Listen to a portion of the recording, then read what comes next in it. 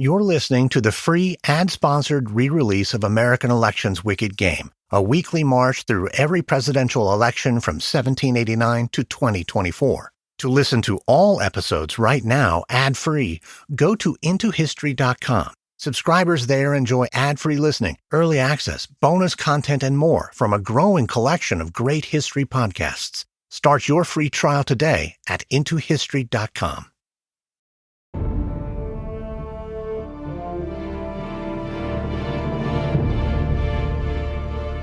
It's August 1948 at the Hotel Commodore in New York.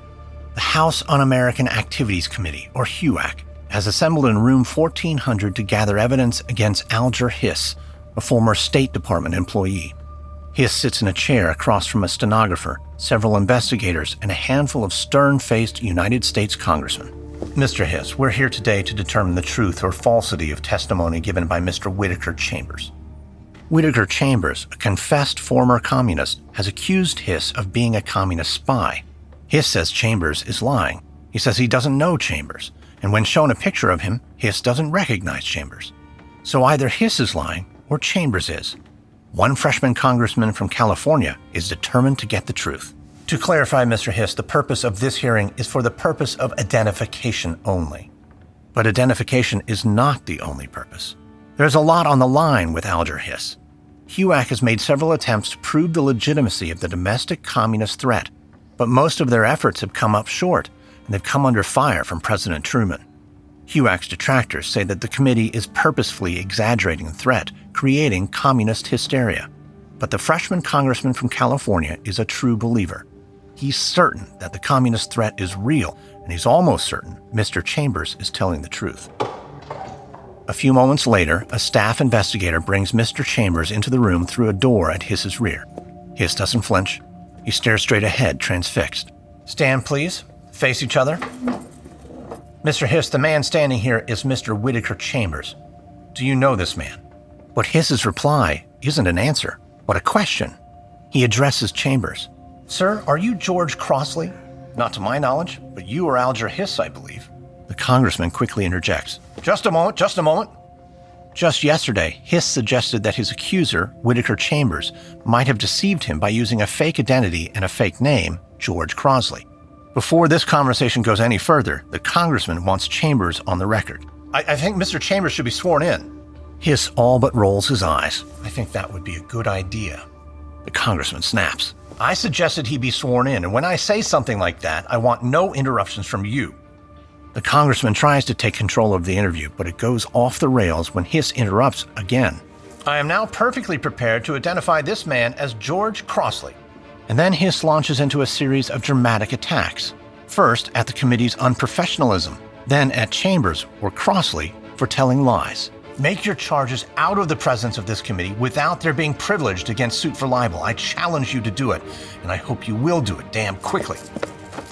Hiss angrily makes for Chambers. One of the investigators grabs him by the sleeve of his jacket, holding him back. I'm not going to touch him. You're touching me. Sit down, Mr. Hiss, right now. Whittaker Chambers would later call Alger Hiss's testimony at the Hotel Commodore great theater. As Chambers recalled, Alger Hiss was acting from start to finish.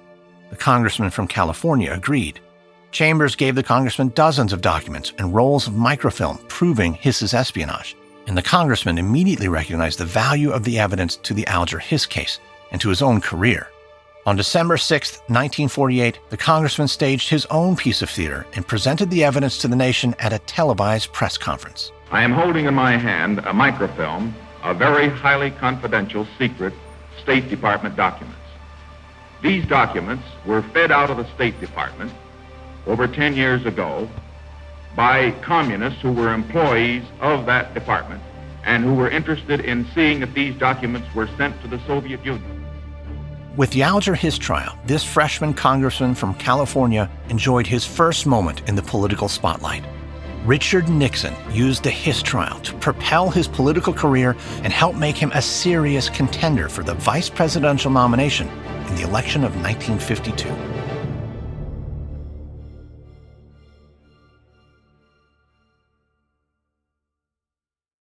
If you're a careful Wicked Game listener, you know in the credits I mentioned my friend Professor Greg Jackson and his podcast, History That Doesn't Suck. It's a great show. But one way it doesn't suck even more is when you listen to it without ads. You can listen to all episodes of American Elections Wicked Game, all episodes of History That Doesn't Suck, and all episodes of many more great history podcasts without interruption by subscribing at intohistory.com. History That Doesn't Suck is a deeply researched chronological survey of American history from a trained academic who also knows how to tell a story. Plus, in addition to ad-free listening to one of the best American history podcasts out there, you get scores of bonus episodes at intohistory.com. Subscribe now at intohistory.com. Icebergs, jagged rocks and rocky straits, mutinies, misfortune, and broadside battles. There are more tales of the sea than survivors to tell them, but the podcast Shipwrecks and Sea Dogs is doing a good job, and you can listen to all episodes of that podcast plus many others, including American Elections Wicked Game, without interruption by subscribing at intohistory.com. Shipwrecks and Sea Dogs is one of my favorites from last year, a podcast about the greatest mishaps, misfortune, and misadventures of the sea. You'll hear stories of corruption, greed, bad intentions, and just plain horrible decision-making that resulted in some of the worst maritime disasters from all over the world. And some of these are more recent than you think. All episodes are ad-free, including bonus content and more at intohistory.com. Subscribe now at intohistory.com.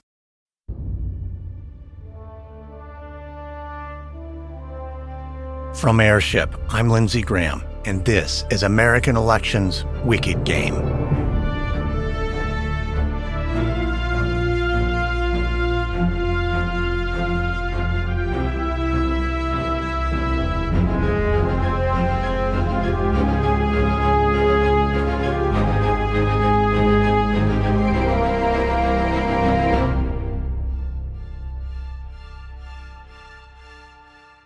In the run-up to the 1952 presidential contest, President Harry Truman's popularity was plummeting.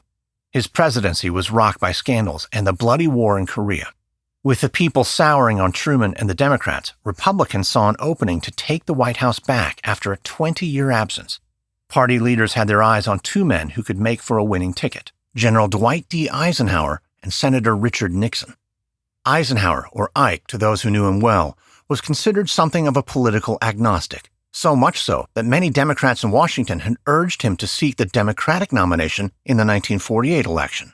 Ike had declined, perhaps because privately Ike was always loyal to the Republican Party. In the 1952 contest, many Republican leaders hoped Ike would be the first Republican president since the New Deal. But Ike was anything but a traditional Republican, even by the standards of his day. He once wrote, "Should any political party attempt to abolish Social Security, unemployment insurance, and eliminate labor laws, you would not hear of that party again in our political history. There's a tiny splinter group, of course, that believes you can do these things. They are stupid." More than Republican talking points, Ike was driven by an internationalist worldview. He believed that America was essential to global stability. His pro-America message and his status as a war hero captured the imagination of American voters across the country. These voters organized a grassroots campaign to urge Ike to run for president and coined the famous slogan, "I like Ike." And Eisenhower allowed himself to be drawn into the presidential race, largely in order to promote his foreign policy ideals. Richard Dick Nixon, a senator from California, earned national attention from Republicans. His strong stance against communist activities, combined with his moderate voting record on international issues, made him popular with like-minded party members. Despite his young age, Nixon showed that he had the political acumen and ambition to become a star.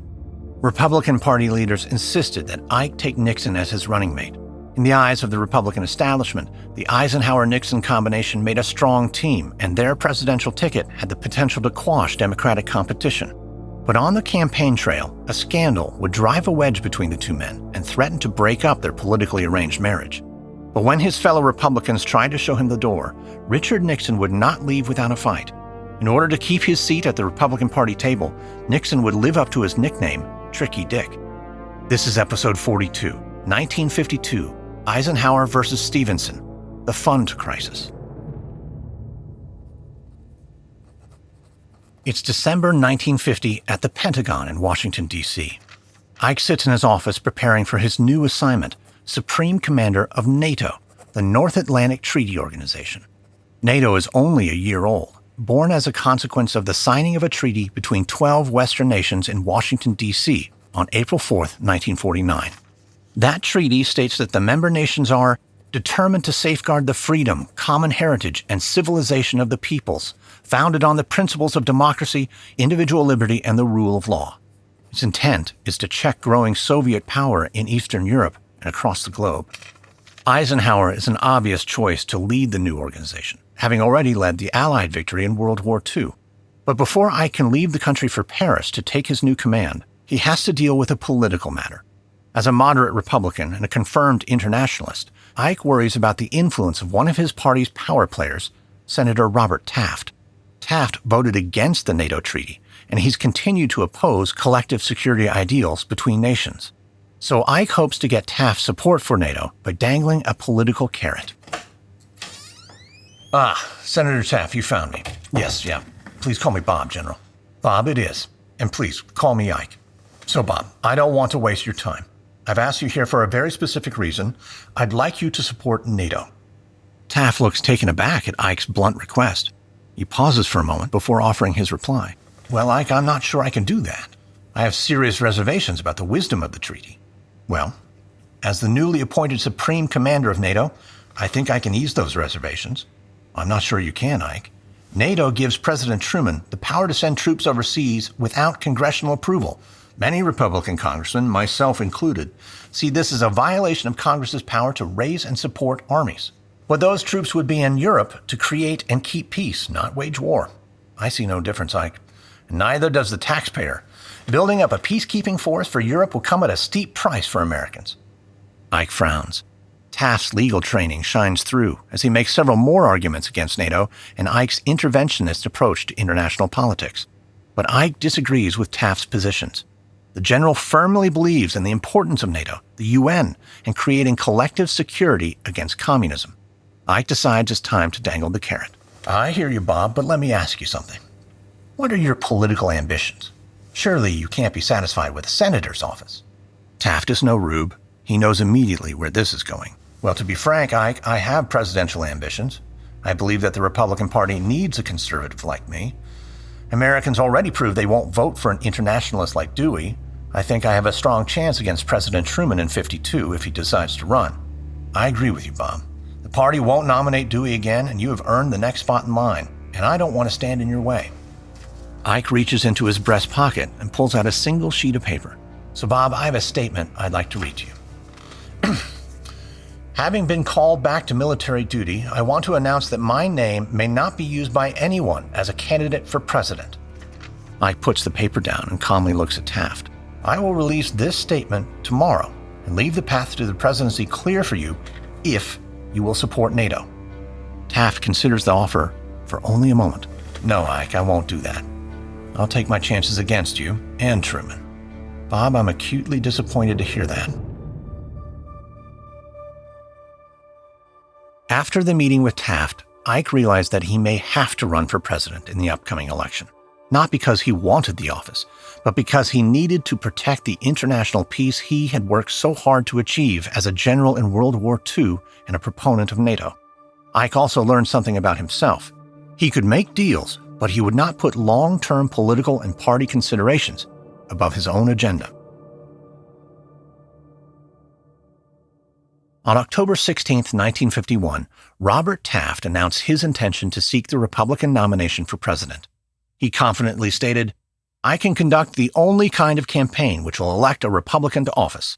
As the son of former President William Howard Taft and a powerful senator from Ohio, Robert Taft embodied the conservative ideals of his father and his political mentor, former Republican President Herbert Hoover.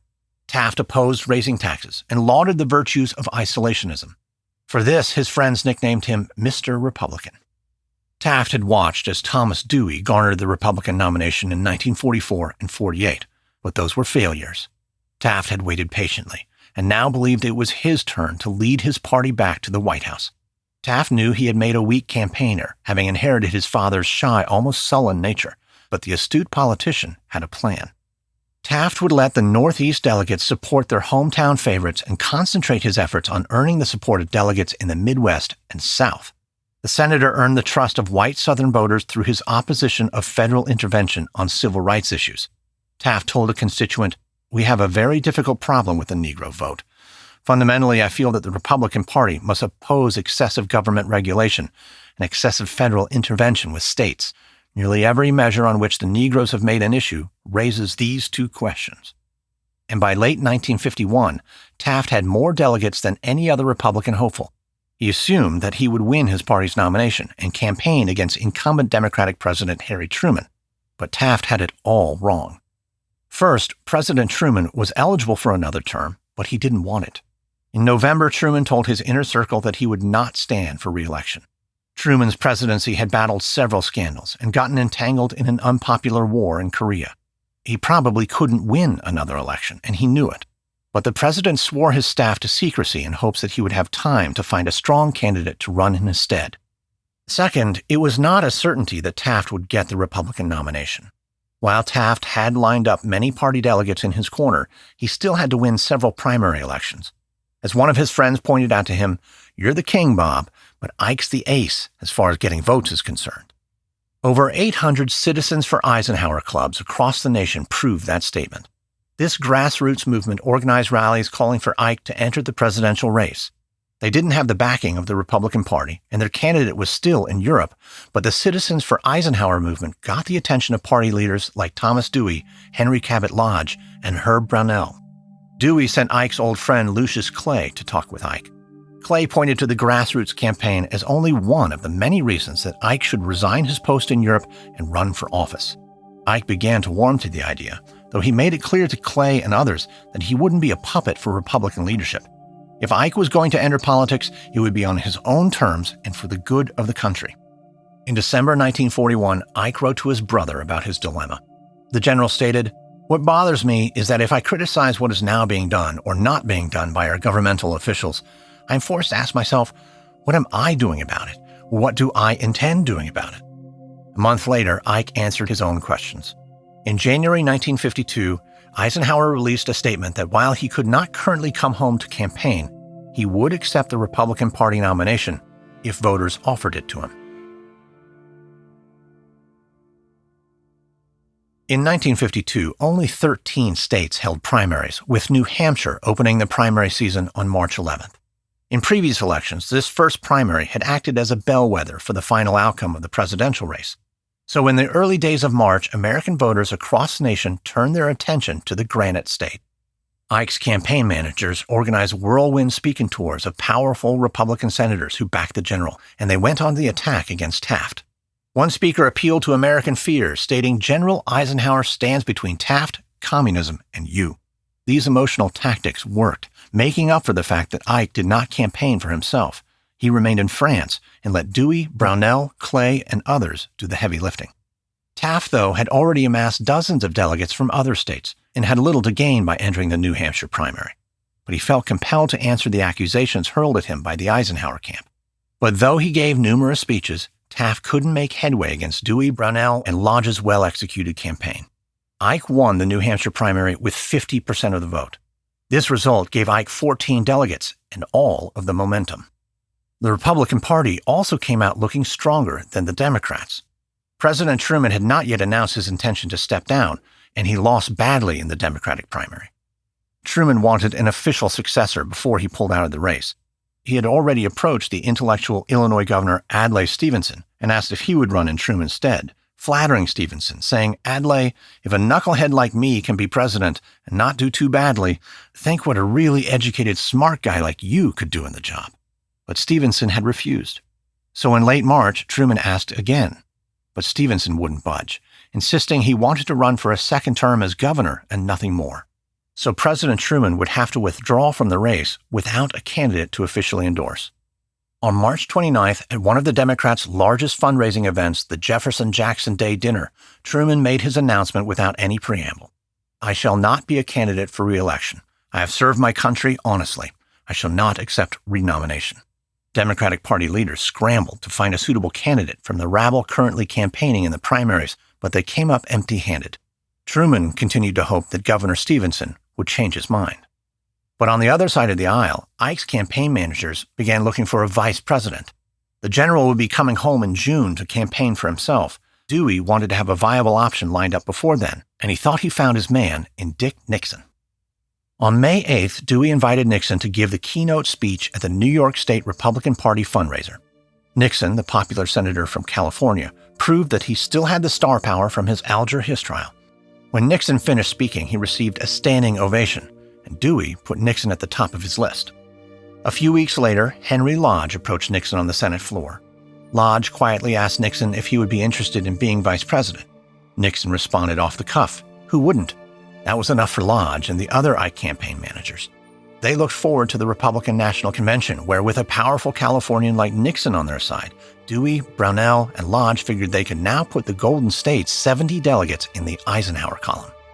But Texas delegates would be another matter. On May 27th, Texas Republicans held their state convention and elected 38 pro-Taft delegates to attend the National Convention. Ike supporters were furious. They held their own convention and elected a rival delegation pledged to support Ike.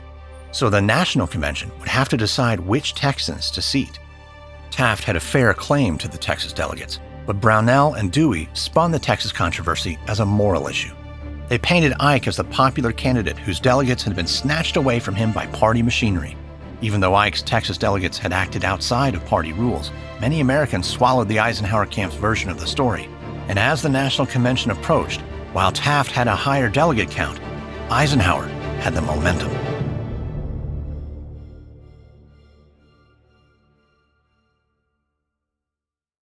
Tired of ads and promos like these? Want to skip ahead to newer elections? You can listen to all episodes of American Elections Wicked Game without interruption by subscribing at intohistory.com. But not only that, you also get access to over a dozen more incredible history podcasts, also all ad-free. That includes the American Revolution podcast, a deep and thorough investigation of the times, people, and politics behind America's fight for independence. Also, the battles, because we can't start a new American nation without guns. And the American Revolution podcast tells the story of the revolution from beginning to end, from its origins in the French and Indian War, through the war itself, and on to the founding of the United States. Get American Elections Wicked Game, the American Revolutions podcast, and many others ad-free with bonus content at intohistory.com. Subscribe now at intohistory.com. Did you know you can skip ads and promos like these and listen to all episodes of American Elections Wicked Game without interruption by subscribing at intohistory.com?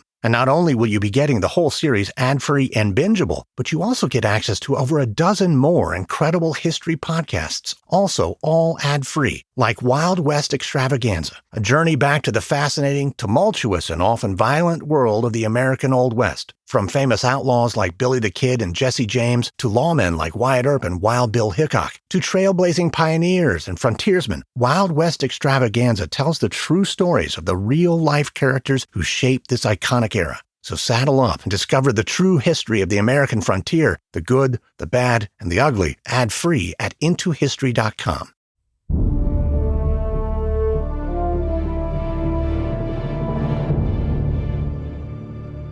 Ike returned to the United States on June 4, 1952. Immediately, he and his campaign managers faced their first major problem. 75 contested delegates, including the Texans, were slated to attend the convention next month, and most of them strongly favored Taft. Dewey, Brownell, and Lodge would need all hands on deck to ensure the convention chose Ike. Brownell and Lodge combed through the convention rules in hopes of finding something that would benefit Eisenhower. But all they discovered was the root rule. This arcane bylaw only benefited Taft by allowing any contested delegates to vote before the convention had ruled on their status. Ike's managers needed to find a way to kill the root rule before it gave Taft the nomination. In Houston, Texas, Republican governors lined up to help. At the annual Governors Convention in Houston, Texas on Monday, June 30th, 3 Republicans drafted a telegram they dubbed the Houston Manifesto. Almost all Republican governors signed it. The message, delivered to party headquarters in Chicago, demanded that the root rule be removed. The manifesto argued that none of the 75 contested delegates should be seated until the convention had a chance to vote on their credentials. But Republican National Chairman and Taft advocate Guy Gabrielson shelved the manifesto. Brownell wouldn't let it go that easily. The Eisenhower camp fought to replace the root rule with the Houston Manifesto, calling it the Fair Play Amendment. And as delegates poured into Chicago only a week before the convention, Ike's managers convinced uncommitted delegates that they needed the Fair Play Amendment in order to vote their conscience. Many of them came to believe that without the Fair Play Amendment, they could be strong-armed into voting for Taft. So even before the convention hall lights turned on, Brownell ensured that most uncommitted delegates would vote fair play and Eisenhower. Nixon played a more subtle role. On Monday, July 7th, hours before the convention officially opened, Nixon convinced his fellow California delegates to vote for the Fair Play Amendment and seat pro-Eisenhower contested delegates. But the California delegation had signed an agreement to vote for their favorite son, Governor Earl Warren. So Nixon's request could have looked like a plot to pull votes away from Warren, but Nixon played his cards with a deft hand. He insinuated that by voting for fair play and Ike delegates, the California delegation would stop Taft and nothing more. His argument sounded like a win for Warren. Warren wasn't playing a long game, but Nixon was. He knew that if California voted to seat the pro-Eisenhower contested delegates, it wouldn't matter that California threw away its first ballot on Warren, because Ike would win the nomination in subsequent ballots. That evening, the California delegates and most of their colleagues voted to cut the root rule and adopt the Fair Play Amendment. This allowed convention delegates to choose which contested delegates would be seated with them. Over the next 2 days, Taft was forced to yield many of his contested delegates to Ike. And more importantly, most uncommitted delegates pledged their votes to Ike too. As Ike watched the televised delegate votes on Wednesday night, he predicted, "I'm going to win." And on Friday morning, July 11th, the efforts of Nixon, Brownell, and Ike's other campaign managers paid off. Ike received the Republican Party presidential nomination on the second ballot. But the celebration in Ike's hotel suite didn't last long. With the nomination sewn up, Ike's managers focused their attention on the next task at hand, picking a running mate. It's the evening of Friday, July 11th at the Blackstone Hotel in Chicago. Herb Brownell, Lucius Clay, and Ike sit around a dining table in Ike's hotel suite. This quiet, celebratory dinner gives Brownell and Clay a chance to speak with Ike about his vice presidential pick. But before they can make a decision, the managers have to get Ike's buy-in. Brownell broaches the subject first. "General, have you considered who you want as a running mate?" "Well, I thought that was up to the convention. I didn't realize it was up for me to decide." Clay and Brownell hide their surprise. Brownell carefully responds. "Yes, sir, General, that is true insofar as the balloting is concerned, but I'm sure that the delegates will look to you exclusively for guidance." Ike nods, and Brownell continues. "If you will give us your choice, Clay and I will convey it to the key leaders of the party, and we will see that the selection is done smoothly at the convention." At this, Ike pulls a list of potentials out of his suit coat pocket and begins reading names. Brownell and Clay quickly identify a problem. General, these are all fine men, and I'm sure they would make excellent vice presidents, but we really need a name that would be recognizable to the average delegate on the floor, someone they can relate to." Clay nods along as Brownell continues. "And in view of your age, sir, we want a young man, someone from the West with political experience to balance the ticket. Clay, Dewey, and I have talked it over, and we recommend Senator Nixon of California." Clay jumps in, backing up Brownell's suggestion. "Yes, there's no question Nixon is the man we want. He has a fine name amongst most Republicans as a result of the Alger Hiss case. He's young, vigorous, he's appealing." Ike considers for a moment. "I'll take your advice on this. I have met Senator Nixon. I think he will make a good addition to our team. Clear his name with the party. Get Nixon over here. I want to meet him again." "Right away, sir." Brownell got on the phone and called Nixon's room at the Stockyard Inn. When Nixon answered, Brownell didn't mince words, saying, "Dick, we picked you." Nixon knew his name was on the short list, but he was stunned by Brownell's call. He soon joined Clay, Brownell, and Ike in the suite. The general got straight to the point. He told Nixon that he knew their ticket could win and that together they would do right by the country. As the two spoke, Nixon noticed that Ike had a strong vision for his potential presidency. He also noticed that Ike was his own master and had almost no awareness of party priorities. Nixon labeled this as a beguiling mixture of personal savvy and political naivete.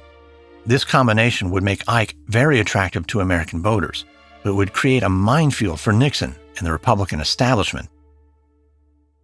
Ike and Nixon traveled back to the convention together. During the evening session, the general announced Nixon as his VP choice, then gave a rousing speech accepting his nomination. Nixon sat directly behind Ike as the general declared, "Ladies and gentlemen, you have summoned me on behalf of millions of your fellow Americans to lead a great crusade for freedom in America and freedom in the world. I know something of the solemn responsibility of leading a crusade. I have led one.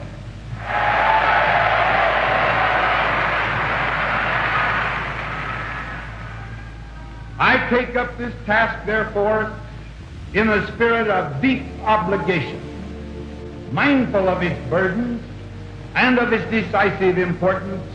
I accept your summons. I will lead this crusade. Ike emphasized that the Republican Party needed to unite in order to win the battle against the corruption and waste of the current Democratic administration. Ike also emphasized that he would not be handled by party bigwigs or put any agenda above his own. Ike's message was clear. He would be calling the shots. Nixon and the rest of the Republican Party would have to fall in line. On July 21st, the Democratic Convention opened in Chicago. President Truman focused on avoiding another Southern walkout. 4 years earlier, in 1948, the Democratic Party had split over the issue of civil rights. Many Southerners had walked away from the Democratic National Convention and formed the States' Rights Democratic Party, also known as the Dixiecrats. In the 4 years since, most Dixiecrats had returned to the Democratic fold, but Truman feared they might bolt again. Truman knew the party needed to stand united against the popular appeal of the Republican Eisenhower-Nixon ticket. So Truman made sure the party platform stayed quiet on civil rights. But unfortunately, there was another threat to party unity. Many delegates wanted Southerners to sign a loyalty oath, promising to support the majority decisions of the convention hereafter. This measure felt like a punishment to former Dixiecrats, and many refused to sign. Their loyalty oath had brought the delegates to an impasse. As Illinois Governor Adlai Stevenson watched this debate play out, he began to reconsider his decision not to run for president. Stevenson saw that he might be able to resolve the deadlock and win his party's nomination. On Monday, July 21st, Stevenson opened the convention. His speech called for unity and a return to party ideals, stating, "What counts now is not just what we are against, but what we are for. Who leads us is less important than what leads us. A man doesn't save a civilization, but a party wedded to a principle can." Stevenson wrapped up his speech and took his seat to thunderous applause. As the convention moved forward, Stevenson entered his name as a candidate and worked with party leaders to get rid of the loyalty oath, and his efforts kept the party together. On Friday, July 25th, Stevenson earned the endorsement of President Truman and won the Democratic Party nomination for president. The 1952 race for the White House was underway.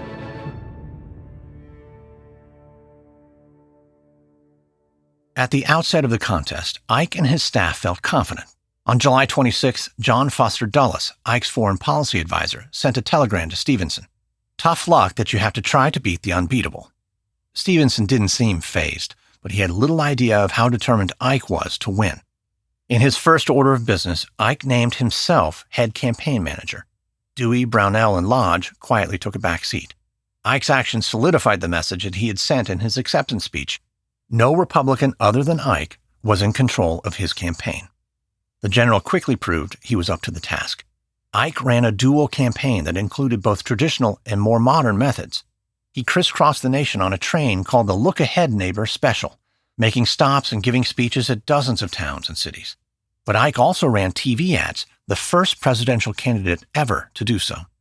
The grassroots group Citizens for Eisenhower had recruited Rosser Reeves, a well-known ad executive, to create the television ad campaign. Reeves went all out. He wrote several ads and pitched his ideas to the Republican National Committee. They took it to Ike and Nixon, explaining Reeves' plan. The TV ad campaign would include 31 spots in which Ike would answer questions from actors posing as undecided voters. The TV campaign would also include cartoon ads created by Walt Disney Studios with a catchy tune written by Irving Berlin. Let's get in step with the guy that's up. Get in step with Ike. You like Ike, I like Ike. Everybody likes Ike for president. Hang out the banner, beat the drum. We'll take Ike to Washington.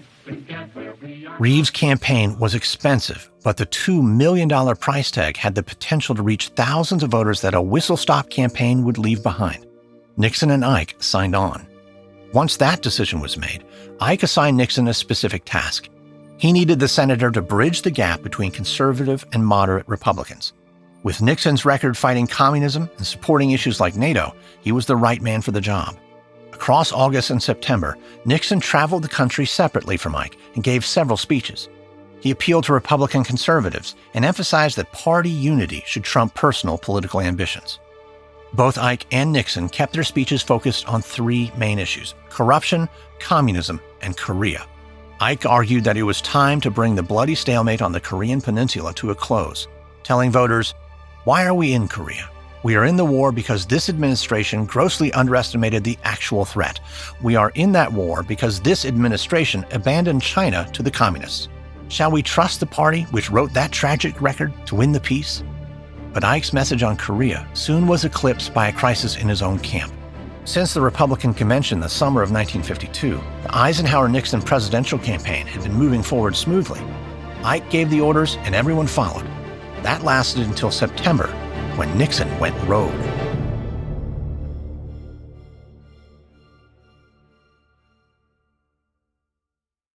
Did you know you can skip ads and promos like these and listen to all episodes of American Elections Wicked Game without interruption by subscribing at IntoHistory.com? And not only will you be getting the whole series ad-free and bingeable, but you also get access to over a dozen more incredible history podcasts, also ad-free, like Her Half of History. Because even though Hillary Clinton may not have made history when she ran for president in 2016, there have always been women who seized power, spied for their country, created artistic masterpieces, even escaped slavery. Her Half of History is perfect for all those who sat in history class and wondered, what were the women doing all this time? Because the answer is a lot. Get Her Half of History, Wicked Game, and many others ad-free at IntoHistory.com. Subscribe now at IntoHistory.com.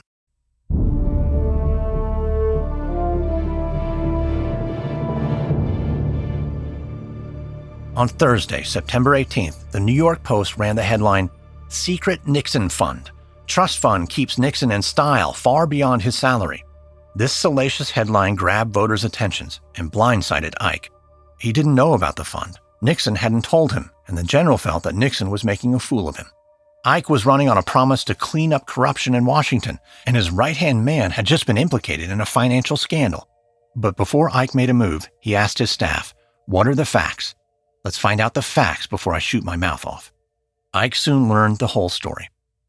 On September 14th, a reporter had approached Nixon in California and asked if the senator had a supplementary salary of $20,000 paid by wealthy donors. Nixon had kept his cool. He had explained that he legally set up an account funded by dozens of anonymous donors to pay for political expenses not covered by his Senate allowance. Most other politicians had such a fund, and Nixon had figured the mundane story would go away. It didn't. Newspapers all over the country soon printed headlines about the fund crisis. On the evening of Thursday, September 18th, Ike sent a message to Nixon, telling him to make the account records public and get them audited by a well-known Democratic lawyer. Ike did not offer any support to Nixon, nor did he offer a time the two could talk. Dewey, Brownell, and Clay stepped in to advise Ike. They suggested that Eisenhower should wait for Nixon to resign of his own accord, but Nixon didn't, and he didn't contact Ike on Friday or Saturday. The general was growing increasingly irate, so by Sunday morning, Dewey, Brownell, and Clay were ready to take action. The three men got the Republican National Committee to purchase 30 minutes of national TV time. Nixon could use that slot to appeal to the people and clear his name. Brownell convinced Ike to go along with the plan. Dewey told Nixon that this was his chance to save his political career and Ike's campaign. And on Sunday night, a frustrated Eisenhower called Nixon. Ike told Nixon that he had not made a decision about firing him. The general wanted to wait and see how the television program was received. This was not what Nixon hoped to hear. He asked if Ike would endorse him after the TV broadcast. Ike responded that it might take 3 or 4 days for him to make up his mind. Nixon lost his cool.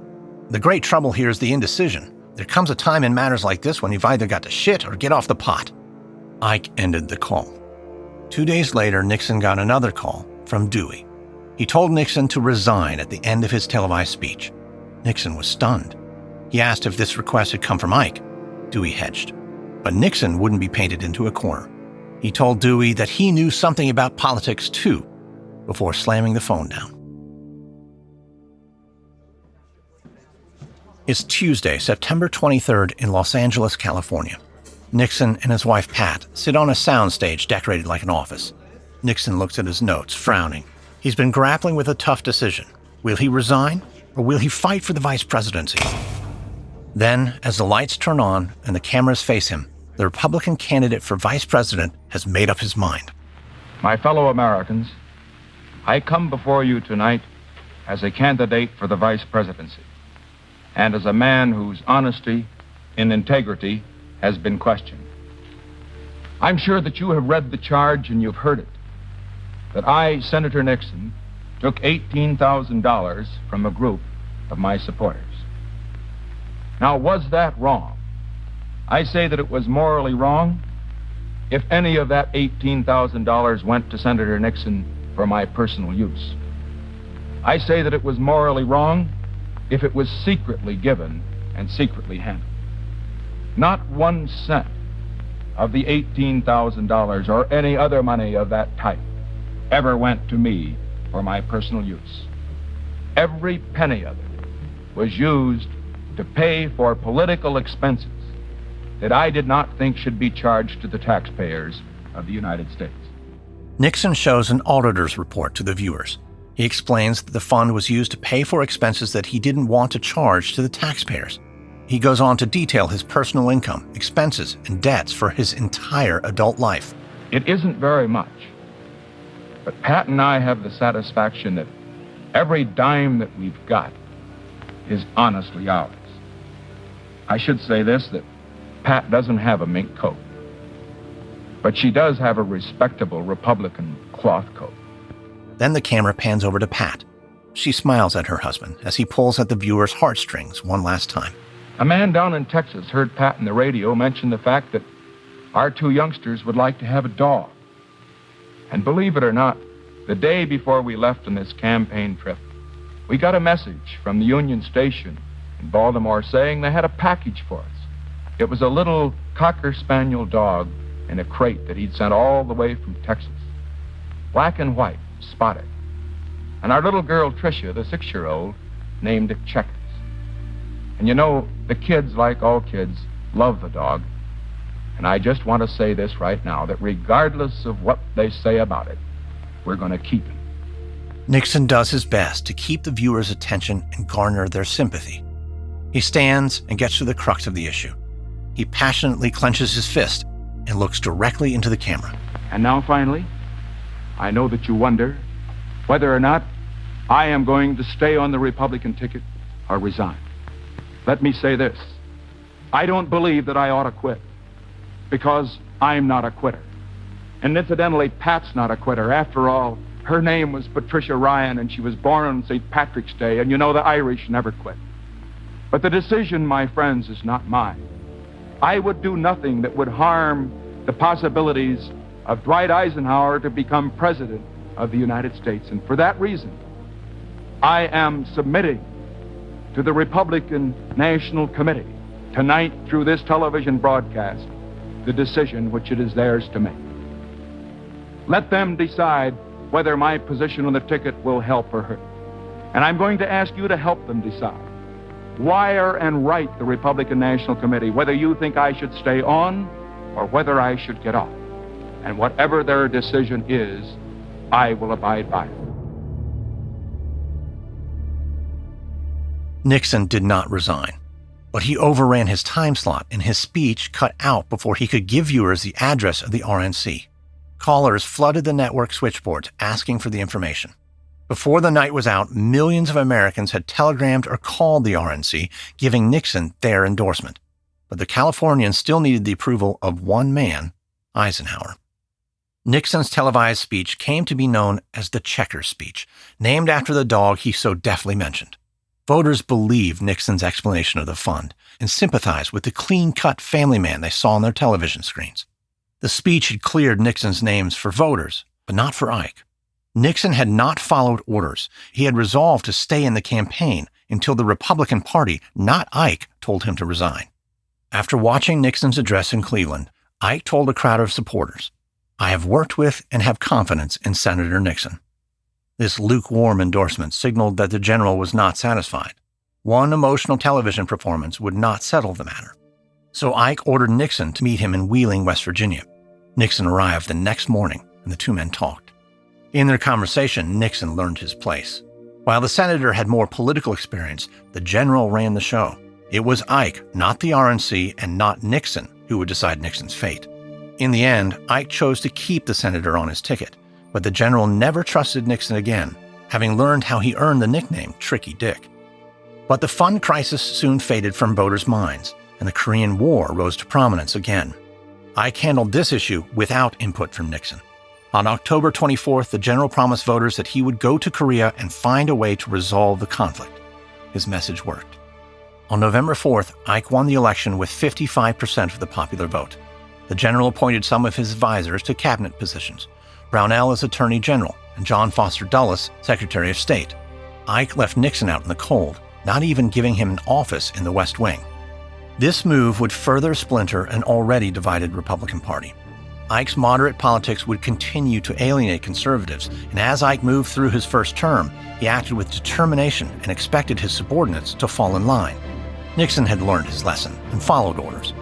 But Ike would face an onslaught of insubordination, attacks from across the aisle, and from one member of his own cabinet. This is episode 42 of American Elections Wicked Game, 1952, The Fund Crisis.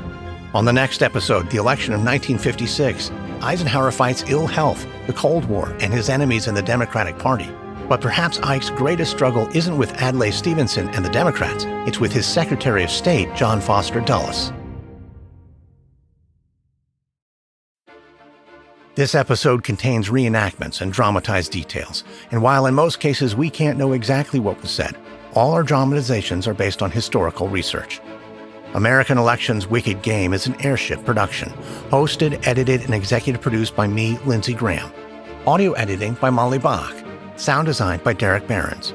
Music by Lindsey Graham. Co-executive produced by Stephen Walters in association with Ritual Productions. Written and researched by C.L. Salazar. Fact-checking by Greg Jackson from the podcast History That Doesn't Suck.